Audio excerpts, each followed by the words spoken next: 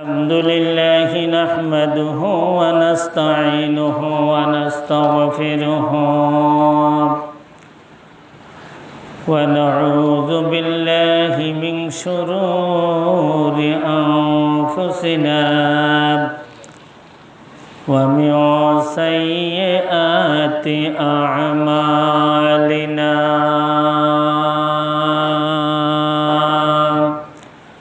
من يهده الله فلا مضل له ومن يضلله فلا هادي له ونشهد أن لا إله إلا الله وحده لا شريك له ونشهد أن سيدنا ونبينا وشفينا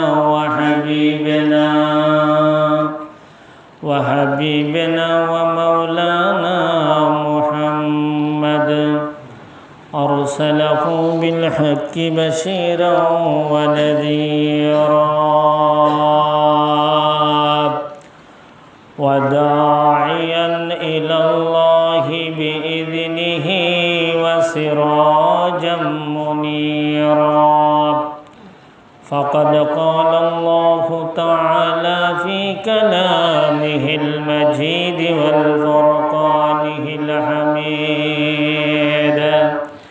আমার সাথে সাথে সমস্যারে বলি আউযু বিল্লাহি মিনাশ শাইতানির রাজীম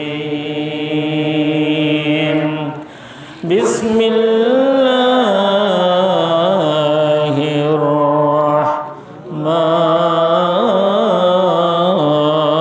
রাহমানির রাহিম وما تقدموا لأنفسكم خير تجده عند الله وقال تعالى في كلامه المجيد والفرقانه الحميد كما قال رسول الله صلى الله عليه وسلم غفر الله لكم إن الله وملائكته يصلون على النبي يا أيها الذين آمنوا صلوا عليه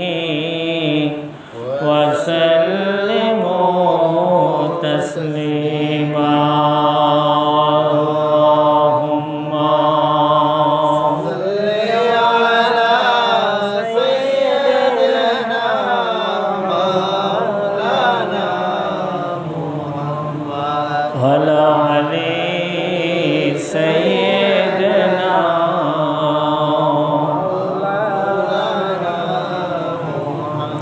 اللهم صل على سيدنا مولانا محمد وعلى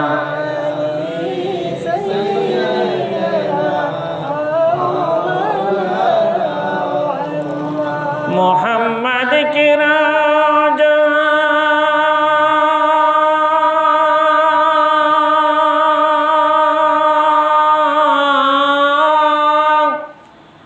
محمد کی راجا دکھا دے خدایا دکھا دے مجھے مدینہ منورہ اللہم صل علی سیدنا مولانا محمد وعلى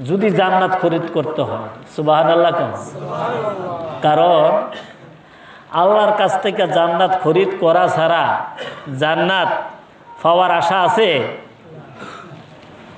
আল্লাহ তাআলা বলছেন, বান্দা আমার কাছ থেকে তুমি জান এবং মাল দিয়া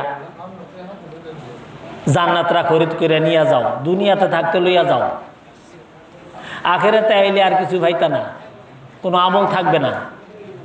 এন্তেকালের পরে কোনো আমল থাকবে থাকবে না।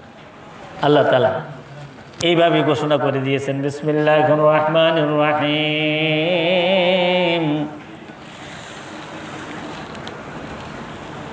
ওয়ামা তুকদ্দিমু লিআনফুসিকুম খায়রিন তাজিরুহু ইনদাল্লাহ। আমার নবীজি বলেন, এ পৃথিবীর মানুষ, আমি যখন মেরাজের রজনীতে যখন আমি গেলাম, রওনা যখন দিলাম, আমাকে দুনিয়ার সব কিছু দেখানোর পরে আমাকে এমন একটা জায়গায় নিয়ে গেল জিবরাইল। আমি দেখলাম এমন অনেকগুলি লোক, তাদের পোশাকগুলি সবুজ বর্ণের, তারা ক্ষেত খামারের কাজ করতেছে। বলে কেমনে? ক্ষেত খামারের কাজ করতেছে, এই দিকে বীজ রোপণ করে, ওই দিকে গাছ হয়ে যায়, আবার ওই দিকে ফসল উৎপাদন হয়ে যায়, এই দিক দিয়া কাটে, ওই দিক দিয়া লয়, আর বিরাট থুপ হয়ে যায়, পাহাড় পরিমাণ থুপ হয়ে যায়।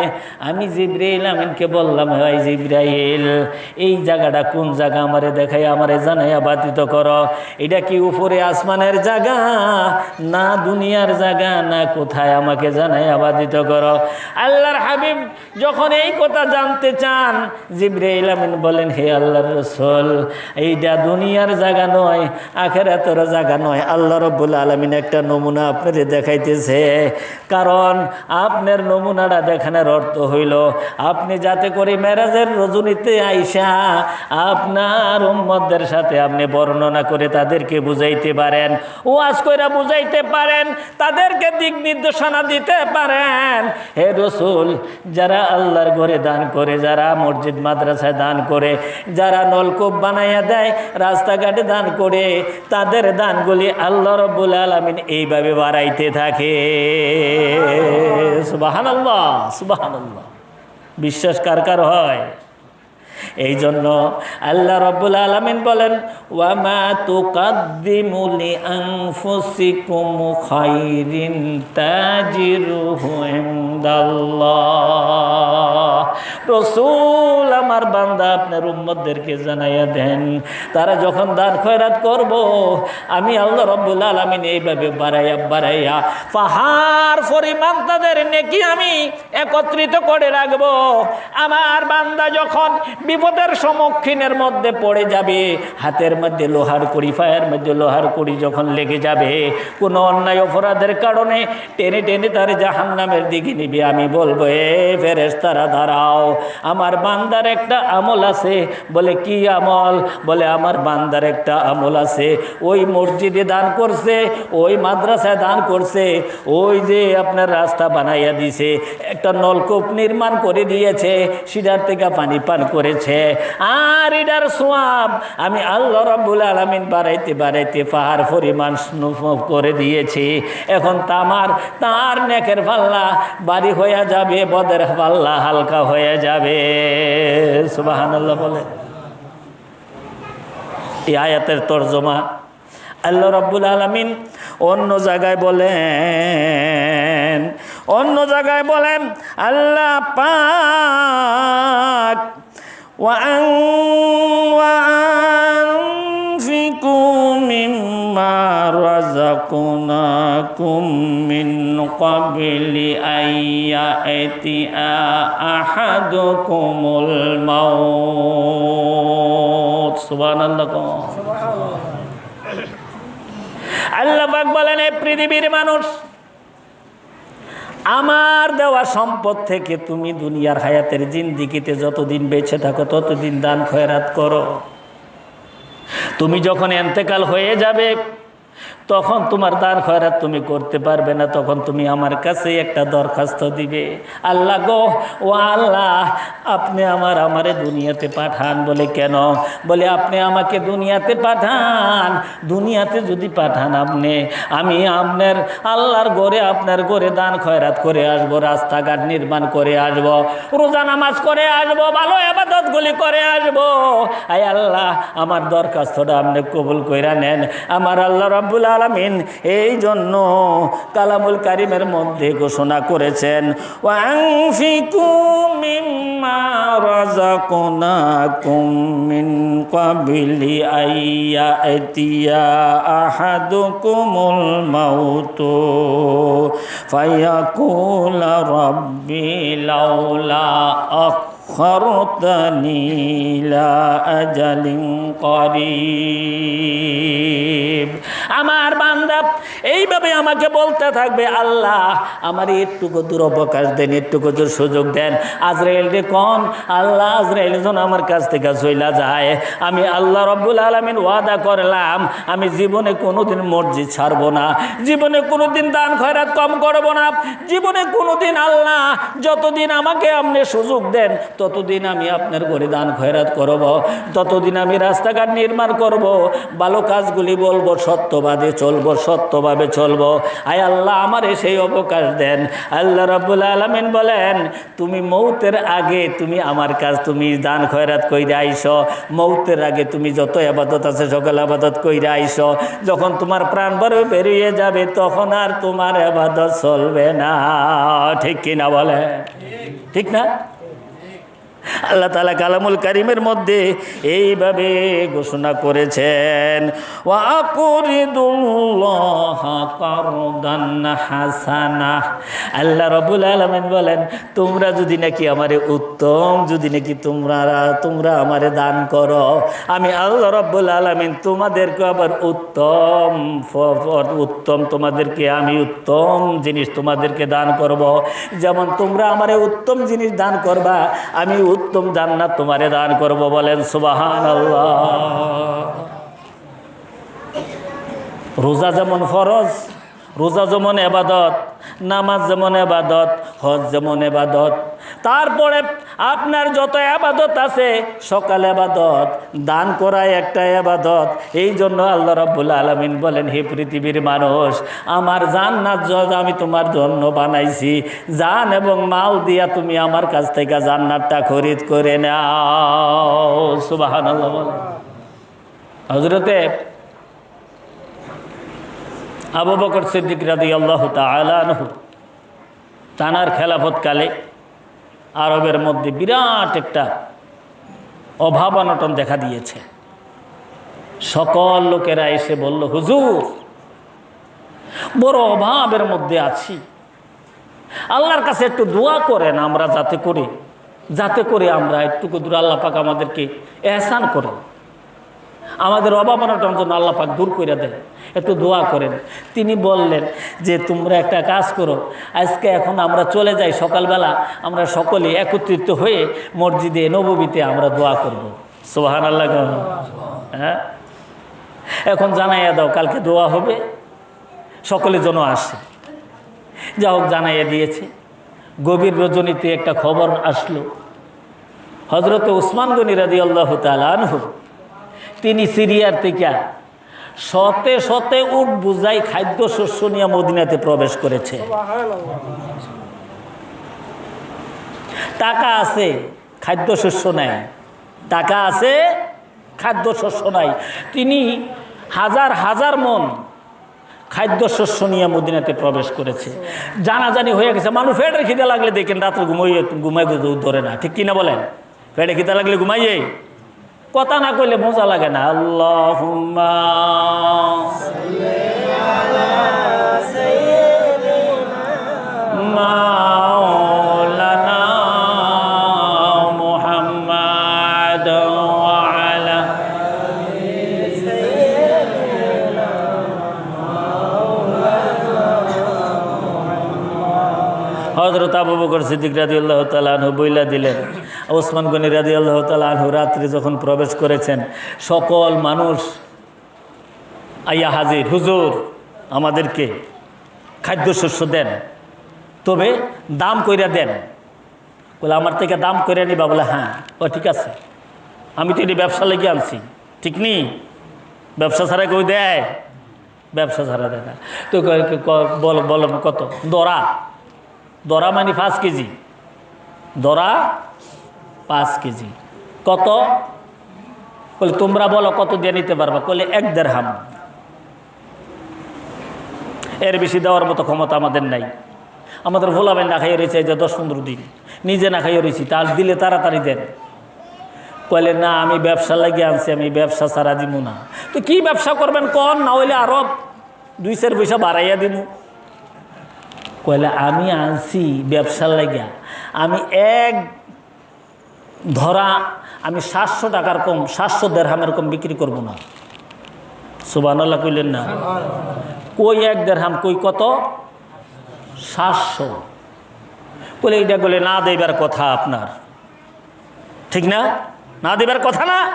কই 1, কই 700। এখন সব লোক বস্তা বস্তা যে যেটা লই আইছে চলে যাইতেছে। বলে আর দাঁড়ান, আমি ব্যবসা করতে মাল আনছি, 1000 মন মাল, খাদ্যশস্য।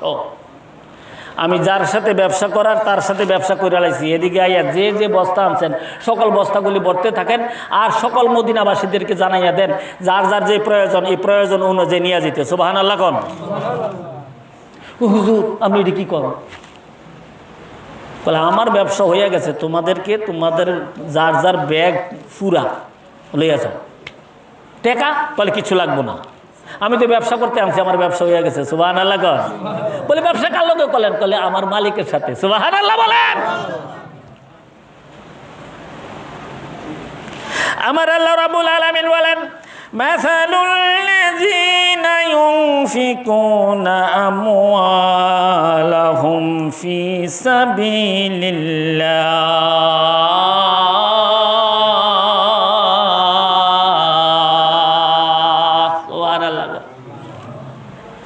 আল্লাহ পাক বলেন, একটা শস্য দানা যখন তুমি রোপণ করবে, 60টা শস্য দানা 60টা গেজা উৎপত্তি হয়, আর একটা গেজার থেকে, একটা ছড়ার থেকে তুমি দান পাও 100। 100 দান যদি হয়, 60টা ছড়া যদি 100 করে হয়, কত হয়েছে? 700 হয় কিনা? আল্লাহ পাক এইভাবে বুঝান, বান্দারে তুমি 1 টাকা যদি আমার রাস্তায় খরচ করো, আমি আল্লাহ রাব্বুল আলামিন বাড়াইতে বাড়াইতে ওই 700 টাকার মধ্যে নেব, 700 টাকার মধ্যে নেব। বান্দা, এ বান্দা, তুমি আমার রাস্তায় যখন দান খয়রাত করবে, একলাস নিয়তে দান খয়রাত করবে, লোক দেখানো দান খয়রাত করলে আমার এখানে কবুল হবে না। সুবহানাল্লাহ। উসমান গনি বলেন, যাও যার যার ব্যাগ আছে সব ব্যাগগুলি ভরে নিয়ে যাও, ছেলে সন্তানদের পাক কইরা খাওয়াও। আমি যার সাথে ব্যবসা করছি সে কালামুল কারিমের মধ্যে ঘোষণা করেছেন 1-এ 700। সুবহানাল্লাহ। আমি তানার সাথে ব্যবসা করেছি, তোমরা মালগুলি নিয়ে যাও। তিনি দিয়ে দিলেন। তার 2 দিন পরে আব্বাস রাদিয়াল্লাহু তাআলা আনহু স্বপ্নে দেখেন আমার নবীজি কোথাও জানি খুব তাড়াহুড়াভাবে যাচ্ছেন, খুব তাড়াহুড়া। আব্বাস রাদিয়াল্লাহু তাআলা বলেন, ইয়া রাসূলুল্লাহ, ইয়া হাবিবাল্লাহ, অনেক দিন আপনাকে দেখি নাই গো রাসূল। রাসূল গো, একটু যদি কদম মোবারক রাখতেন তাহলে আমি একটু 2-1টা কথা জিজ্ঞাসা করতে পারতাম। আল্লাহর হাবিব বলেন, হে আব্বাস, আমি তোমার সাথে কথা কওয়ার সুযোগ নাই, সময় নাই। আল্লাহ রাব্বুল আলামিন আমাকে দাওয়াত করেছেন। বলে কেন দাওয়াত করেছেন? আল্লাহ পাক আমাকে দাওয়াত করেছেন, আমার জামাতা উসমান গনি জিন্নুরাই উসমান গনি, তিনি আল্লাহর সাথে ব্যবসা করেছে। ব্যবসার জন্য আল্লাহ রাব্বুল আলামিন খুশি হইয়া এত নাজ নেমত আল্লাহ পাক রেখে দিয়েছেন জান্নাতের মধ্যে। আমারে দাওয়াত দিয়েছে ওই নাজ নেমতগুলি দেখার জন্য। বলেন সুবহানাল্লাহ। বলে হুজুর, আপনি মসজিদের কাম ধরবেন, এর লেগে বোধ হয় আপনি অর্থাৎ দান সরকার কথা কইতে আছেন না। বৎসরে 2-3 বার, 2-1 বার এই আলোচনাটা আসে, আপনারা ওই কথাটা ভাইবেন না, কারণ আল্লাহ তাআলা বলছেন তোমরা যদি আমার কাছ থেকে জান্নাত খরিদ করতে চাও, জানটাও দিবা, মালটাও দিবা, আমি আল্লাহ রাব্বুল আলামিন জান মালের মাধ্যমে তোমারে আমি জান্নাত তোমার কাছে বিক্রি করবো। সুবহানাল্লাহ কোন। আর তুমি জান দিতে পারলা না, মাল না দাও, মরার পরে দিও না, মরার পরে কোনো কাজ হবে না। হ্যাঁ, তোমার নামের উপরে যদি তোমার সন্তান যদি দেয়, আছেন এরকম, তোমার নামের উপরে তোমার সুসন্তান যদি রেখে যাও, তোমার সন্তান যদি দেয়, আমার বাবার রুহের মাগফিরাতের জন্য আমি এই যে 50,000 টাকা দিলাম, 20,000 টাকা দিলাম, 10,000 টাকা দিলাম, আমি এই জিনিসটা দিলাম, আমার আব্বার কবরটার জন্য আল্লাহ পাক জান্নাত বাগান, জান্নাতের বাগান বানিয়ে দেয়। সুবহানাল্লাহ বলে। ভাইয়ের আমার, খালি তাই না, আল্লাহ পাক বলছেন আমার সাথে ব্যবসা করো, আমি তোমার সাথে ব্যবসা করব।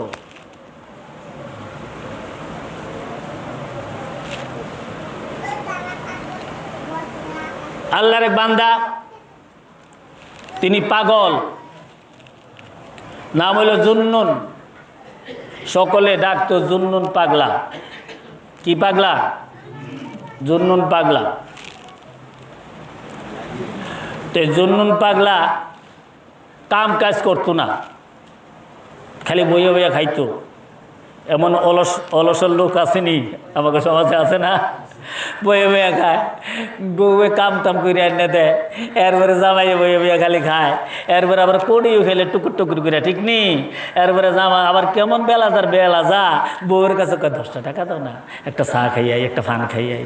বলে তুমি কি হইছে তোমার, তুমি এরকম ধরনের কি হইলা, তোমার মতন কত লোক কাম করে খায়, তুমি বইয়া বইয়া খাও, আবার 10টা টাকা আমার কাছে দেও না, তুমি তো চাকরি টাকরি করো, এরকম কইয়া আনে নেই, আনে না?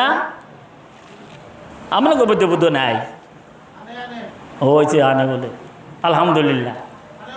তো যে কথাটা বলছিলাম, জুন্নুন পাগলা এইভাবে বইয়া বইয়া খাইতো, বিবিয়ে এই দিক থেকে এই দিক থেকে যাও, কাইনা টাইনা যাও, কোনো রকমে সংসারটারে চালাইতো, ভোলা বাইনও আছে।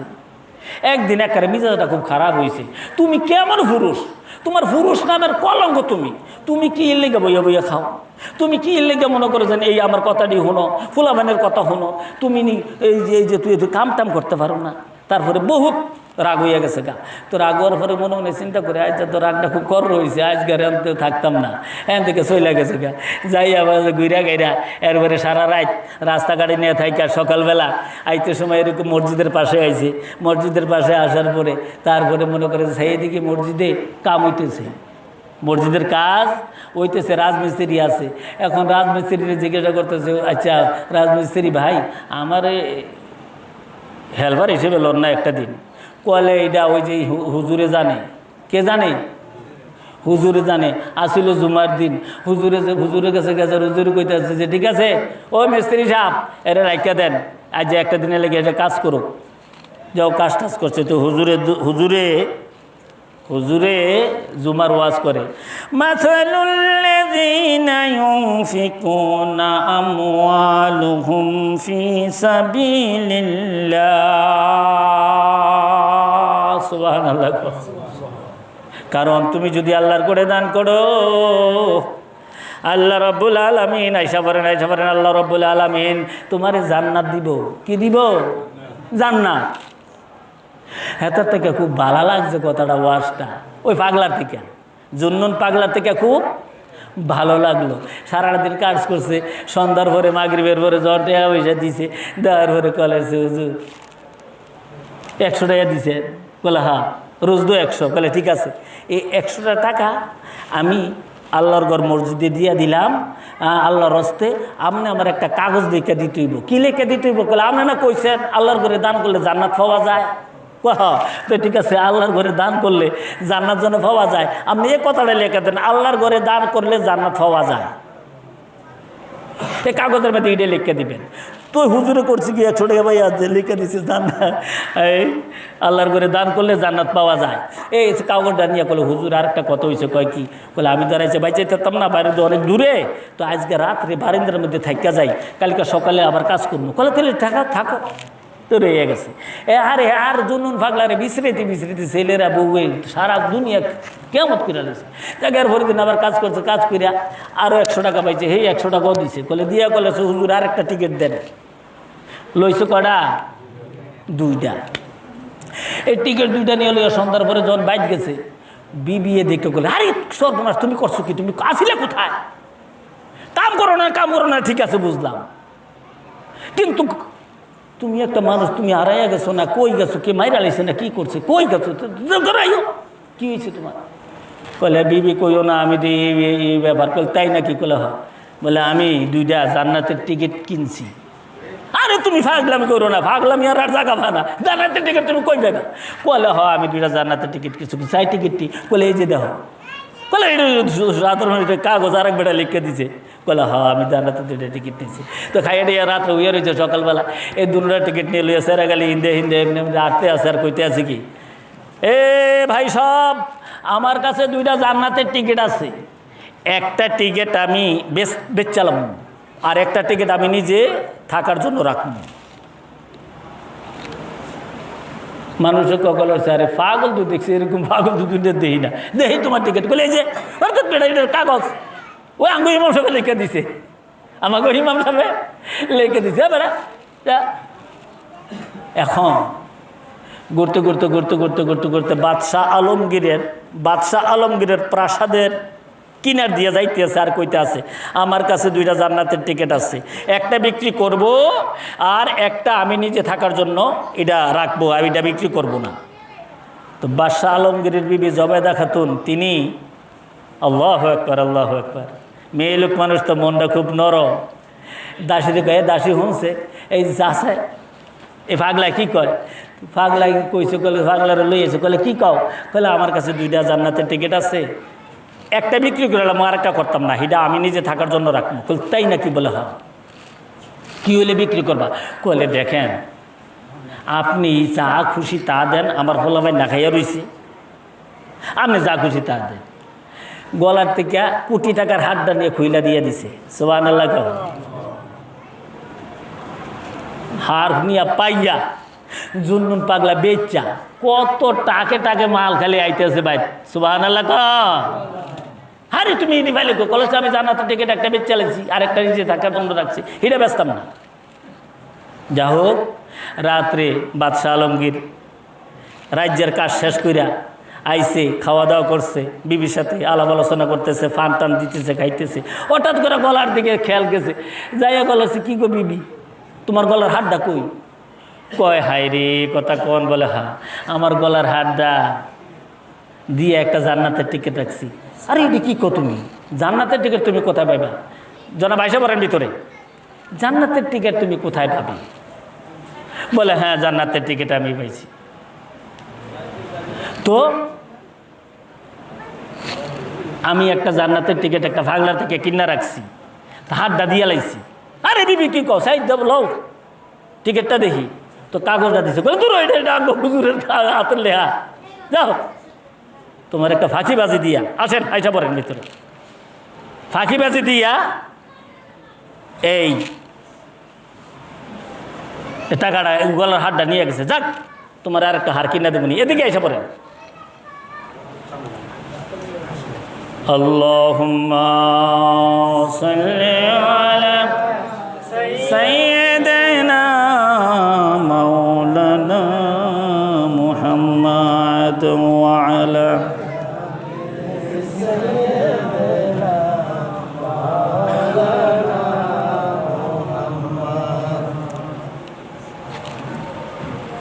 দক্ষিণ হাউসপাড়া আলহাজ সিরাজুল ইসলাম কমিশনার সাহেবের সুযোগ্য সন্তান, আপনার আপনার নাম? সিরাজ কমিশনের সুযোগ্য সন্তান শামীম ব্যাপারী সাহেব আমাদের মাঝে উপস্থিত হয়েছেন। সকলে বলেন আলহামদুলিল্লাহ। আমাদের